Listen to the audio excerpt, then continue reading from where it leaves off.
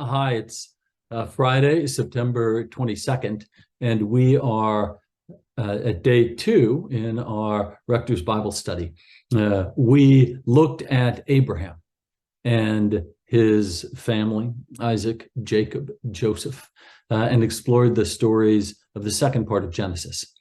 We see a transition that happens from the first part, where God is alive and in the world and makes a covenant through Noah to all people, through the rainbow. It is extraordinary, and yet the world, humanity, comes together to take control of their destiny as a way of elevating themselves, Tower of Babel, to be like God.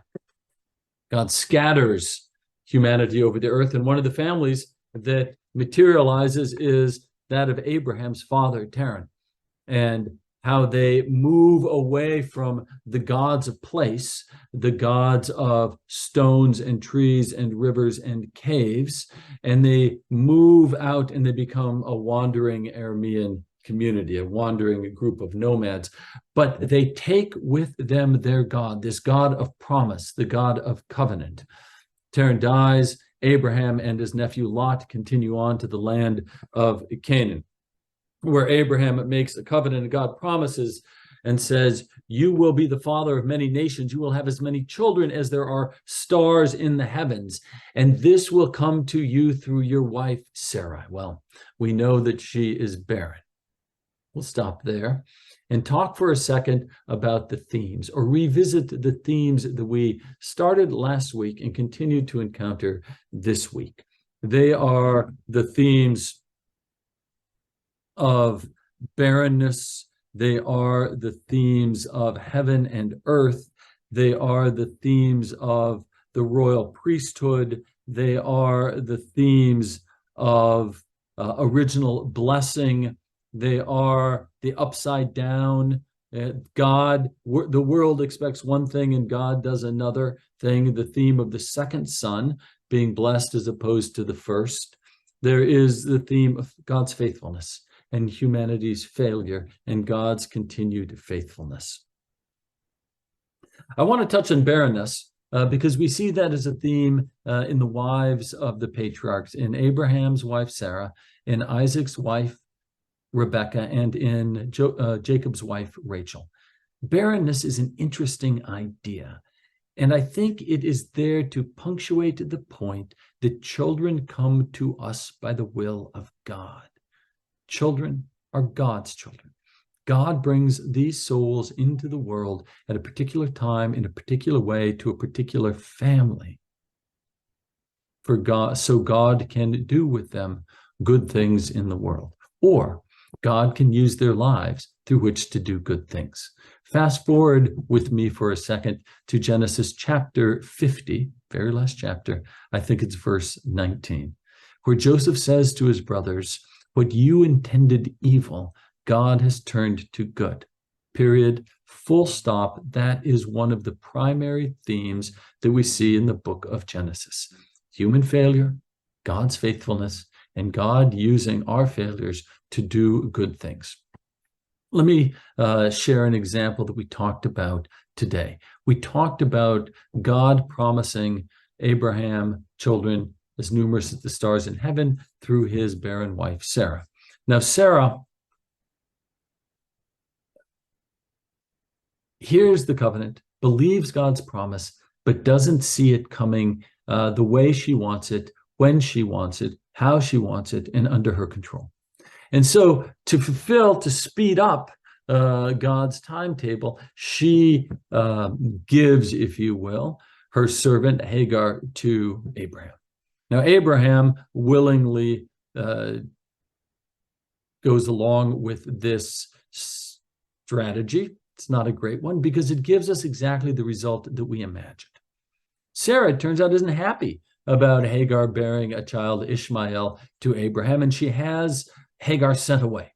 Hagar, oh no, she doesn't have Hagar sent away. I'm sorry. Hagar runs away because Sarah is treating her so terribly. But when Hagar's out in the wilderness, God comes and God speaks to her. She's an Egyptian, mind you, but God speaks to Hagar, says, go back. So she goes back with her son Ishmael. Then Sarah has a child, Isaac, and now she insists that Abraham send Hagar away. So Hagar goes with her child Ishmael out into the wilderness to a well that she names, and God gives them water, and she survives, and she lives down in the Negev desert. Isaac then is raised and becomes the sole inheritor of the blessing that God has promised. And he then goes, or Abraham's servant finds him a wife, Rebecca, brings back to Isaac, who is living, it turns out, down in the same area where Hagar had settled. I believe that the relationship, that Isaac had a relationship with Hagar and her son Ishmael down there. Now, there's two reasons I believe this. The first is we see Ishmael together with Isaac bearing Abraham when he dies. They knew each other, and they came together when their father died. And the second is Isaac, right after Isaac gets married to Rebecca in chapter 24, right after that, Abraham gets remarried to a woman from this region where Isaac was.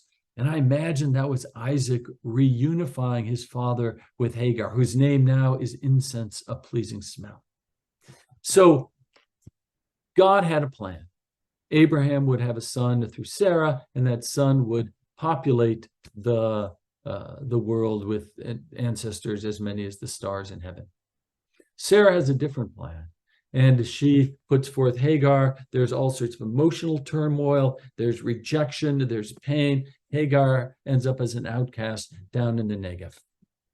Isaac, when he grows up, goes down there and reestablishes relationship with his kin and his half-brother Ishmael. And then after his mother dies, God, what had been done toward evil, God turns into good. It's a tenuous line, but it's interesting. We see these lines drawn throughout the book of Genesis. What humanity did poorly, God's faithfulness and goodness comes forth from that. Now, there are moments in this book where faithfulness is rewarded. The story of Abraham and the almost sacrifice of Isaac. He does what God asks him to do faithfully, and God provides an alternative to the sacrifice of his son. God provides. So these are some of the things we talked about in the Bible study today. But let me say one more thing that we talked about. There were two themes that we spent a little bit of time looking at. In addition to barrenness, we looked at weeping and we looked at dreams. And we explored these two minor themes that show up in the book of Genesis because they represent involuntary things that come up through us. And the link, and I'll talk a lot more about this in late October and early November, the link is involuntary things that occur in our life. Pain, dreams, tears, breathing, our heartbeat are all ways in which we reflect on the nature of the soul. Because the soul is the involuntary part of us that comes to us through the love of God. Everyone's soul is the same. Everyone's soul is equal. Everyone's soul is connected to God. And things like dreams or with the welling of tears or the beating of the heart are all things that remind us of the truth of this primary thing, our soul, that God has given each one of us. So those are some of the things that we looked at today. I know some of you had technical difficulties. I apologize for that. I love seeing you in the room if you can get here. I know Brian is working hard to make sure those technical problems don't happen in the future. Anyway, I'm glad to be studying the Bible with you. Keep reading, keep at it, keep thinking, keep participating, and peace upon your soul.